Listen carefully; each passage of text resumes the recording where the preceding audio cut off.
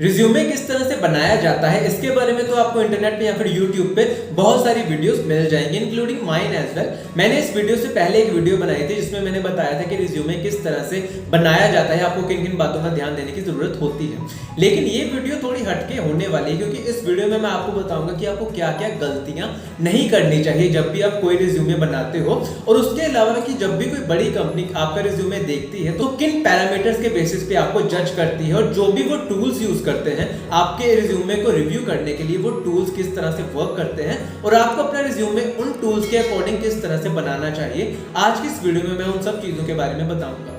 ये वीडियो दो पार्ट्स में डिवाइड होंगी। पहले पार्ट में मैं आपको ऑटोमेशन टूल्स के बारे में बताऊंगा जो बड़ी कंपनीज यूज करती हैं आपके रिज्यूमे को स्कोर देने के लिए और उसके बाद आपकी प्रोफाइल को शॉर्टलिस्ट करने के लिए, और दूसरी चीज में मैं आपको बताऊंगा कि आपको किन किन पॉइंट्स पे फोकस करना चाहिए। मेजरली मैं 5 ऐसे पॉइंट्स को कवर अप करूंगा जो कि आपको बहुत ज्यादा ध्यान देने की जरूरत होती है। सबसे पहले बात करते हैं ऑटोमेशन टूल्स के बारे में जो कि आपके रिज्यूमे को रिव्यू करने के लिए बनाए जाते हैं। तो पहले इसका ओवरव्यू मैं आपको देना चाहता हूं कि मान लो कि आपने किसी बड़ी कंपनी में अप्लाई कर लिया, तो आपको क्या लगता है कि वो आप सबके एक एक के रिज्यूमे मैन्युअली चेक करते होंगे? बिल्कुल भी नहीं। किसी के पास इतना टाइम नहीं होता कि वो आपको एक एक रिज्यूमे को देख देकर उनके बेसिस पे जज करे और उसके बाद आपको कॉल करे या फिर आपकी प्रोफाइल को फर्दर शॉर्टलिस्ट करे। किसी के पास इतना टाइम नहीं होता।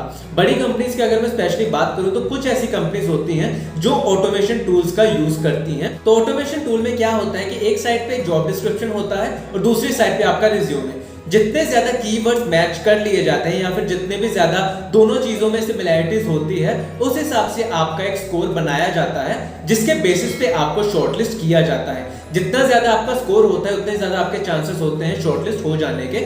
उसके बाद मान लो कि ये सब प्रोसेस हो गया, उसके बाद एचआर आपको कॉल करती है ऑन द बेसिस ऑफ जितना भी आपने स्कोर एक्वायर किया होता है और बाद में आपके फर्दर प्रोसेस चलते हैं। तो ये एक ऑटोमेशन प्रोसेस चलता है जो कि आपके रिज्यूमे को रिव्यू करता है। लेकिन हाँ, सब कंपनीज में ये चीज नहीं फॉलो की जाती क्योंकि ऑटोमेशन टूल काफी ज्यादा महंगे होते हैं या फिर बहुत ज्यादा कंपनीज में इतने ज्यादा रिज्यूमे जाते ही नहीं है, उनको मैन्युअली भी आसानी से चेक किया जा सकता है। लेकिन बड़ी बड़ी कंपनीज में इसका यूज जरूर होता है। तो मैं आपको यही चीज कहूंगा कि जब भी आप अपना रिज्यूमे बनाएं तो उसको हमेशा जॉब डिस्क्रिप्शन में देख देख कर ही बनाएं। जो जो स्किल सेट वहां पे रिक्वायर्ड होते हैं या फिर जो जो भी कीवर्ड उन्होंने उस जॉब डिस्क्रिप्शन में यूज किए होते हैं, सिमिलरली वैसे ही कीवर्ड आप अपने रिज्यूमे में भी मेंशन कर दीजिएगा अगर आपको उनके बारे में नॉलेज है तो। अब बात करते हैं दूसरे पार्ट के बारे में जिसमें मैं आपको 5 ऐसे पॉइंट्स के बारे में बताऊंगा, जिसमें सबसे पहला पॉइंट होता है नंबर ऑफ पेजेस।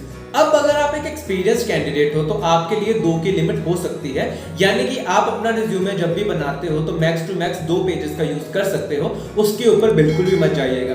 प्रेफर यही कीजिएगा कि आप हमेशा एक ही पेज पर अपना सारा रिज्यूमे जो भी आपको लिखना होता है सब कुछ वहीं पे कवर अप करके रख दीजिएगा। लेकिन मुझे भी पता है एक्सपीरियंस वालों के लिए बहुत ज्यादा चीजें होती हैं लिखने के लिए जो कि एक पेज पर आना कभी कभी मुश्किल हो जाता है, तो आप 2 पेजेस का यूज कर सकते हो। लेकिन उसके अलावा उसके ऊपर आप बिल्कुल भी यूज मत कीजिएगा।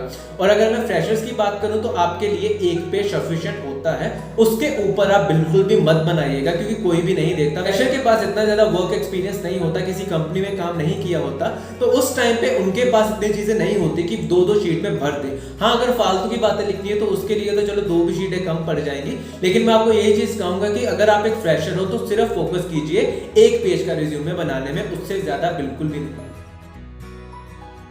दूसरी चीज होती है बुलेट पॉइंट। जब भी आप अपना रिज्यूमे बनाते हो तो उसको कभी भी पैराग्राफ की फॉर्मेट में ना लिखें, हमेशा बुलेट की फॉर्म में ही लिखें। पॉइंट बनाकर अपने एक एक पॉइंट को लिखें क्योंकि ये चीज ज्यादा इफेक्टिव लगती है। अब जैसे मैंने आपको ऑटोमेशन टूल के बारे में भी बताया, लेकिन अगर उसका यूज ना भी करें, मैन्युअली भी अगर कोई इस चीज को देखेगा तो वो उस चीज से ज्यादा इंप्रेस होगा अगर आपने बुलेट में पॉइंट बनाकर लिखे होंगे रेदर देन कि आपने पैराग्राफ में सब कुछ लिख दिया। तो हमेशा प्रेफर कीजिए बुलेट पॉइंट बनाकर रखने का।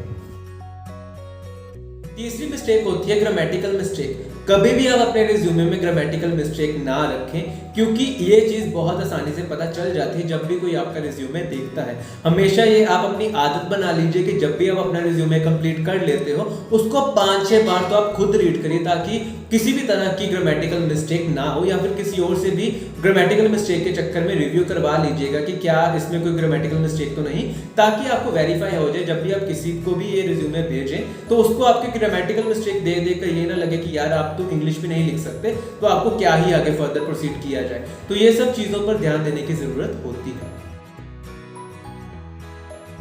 चौथा पॉइंट है प्रॉपर फॉर्मेटिंग। अब मान लो कि अगर आपने अपना रिज्यूमे बना लिया, किसी को भी आपने कोई लाइन को बोल्ड कर दिया, किसी को भी आपने बोल्ड नहीं किया, किसी को भी अंडरलाइन कर दिया, किसी को भी आपने इटैलियन फॉर्मेट में लिख दिया जिसका कोई सेंस ही नहीं बन रहा होता, तो ये बहुत ही ज्यादा गंदी चीज लगती है। हमेशा सिर्फ उन्हीं पॉइंट को ही हाईलाइट करके रखिए जो आपको लगता है कि उस पर जोर देने की जरूरत होती है। किसी भी लाइन को हाईलाइट मत कीजिएगा। उसके अलावा किस तरह का फॉन्ट यूज करते हो, किस तरह का फॉन्ट साइज यूज करते हो, उन पर भी ध्यान देने की जरूरत होती है। मान लो कि अगर आपने ऊपर वाला पैराग्राफ जो लिखा है या फिर जितने भी आपने पॉइंट बनाकर रखे हैं उनको आपने 18 का साइज दे दिया और नीचे वाले पॉइंट को आपने 12 का साइज दे दिया, तो वो देखने में भी बिल्कुल अच्छे नहीं लगते। तो हमेशा इसी बात पर फोकस कीजिए कि जो भी आप अपना रिज्यूमे बना रहे होते हो उसमें एक सिमेट्री सी जरूर आए कि सारा रिज्यूमे एक जैसा ही दिखे। हाँ, कभी कभी हेडिंग्स वाले पॉइंट आते हैं, उनको आप बोल्ड या फिर अलग तरीके से लिख सकते हो, लेकिन बाकी का जितना कंटेंट होता है वो सारा सिमिलर होना चाहिए।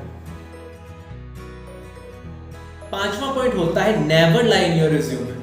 कभी भी आप अपने रिज्यूमे में झूठ मत लिखिए, क्योंकि इवेंचुअली उनको पता चल जाता है कि आपने ये ज्यादा चीजें लिख दी हैं जिसके बारे में आपको ना पता हो। और क्या पता कई बार आपने झूठी कुछ लिख दिया होता है और आपको जो इंटरव्यू लेने आ जाता है उसको उस झूठ के बारे में ज्यादा नॉलेज होती है, यानी कि उसको उस टॉपिक के बारे में ज्यादा नॉलेज होती है, तो वो आपसे सिर्फ उसी टॉपिक के बारे में पूछता रहता है जिसके कारण आप फंस सकते हो। तो हमेशा इन सब चीजों पर ध्यान दीजिए कि जब भी आप अपने रिज्यूमे में कुछ भी चीज लिखें, अगर आपको कम चीजें भी आती हो ना तो कम चीजें ही लिखिए, ज्यादा चीज लिखने की जरूरत नहीं है। हाँ, आपने जो भी लिखा होता है आपको उसके बारे में थोड़ा बहुत पता होना चाहिए, ओवरव्यू ही चाहे पता हो, लेकिन पता होना चाहिए कि आपने अपने रिज्यूमे में क्या क्या चीजें लिखी हैं। कुछ भी झूठ मत लिखिएगा क्योंकि आप पकड़े जाओगे। तो आई होप कि आपको ये सब चीजों के बारे में पता चल गया हो कि जब भी आप कोई रिज्यूमे बनाते हो तो आपको किन किन चीजों पर ध्यान देने की जरूरत होती है और किस हिसाब से अपना रिज्यूमे लिखना चाहिए।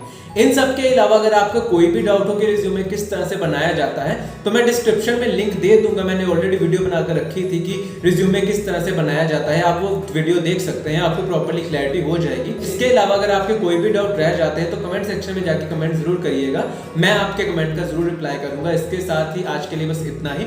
अगर ये वीडियो आपको अच्छी और इन्फॉर्मेटिव लगी हो तो इस वीडियो को लाइक और शेयर करना ना भूलें। इसी के साथ मेरे चैनल को भी जरूर सब्सक्राइब करिएगा ताकि मैं ऐसी ही वीडियोस आप तक और भी लेके आ सकूं। धन्यवाद।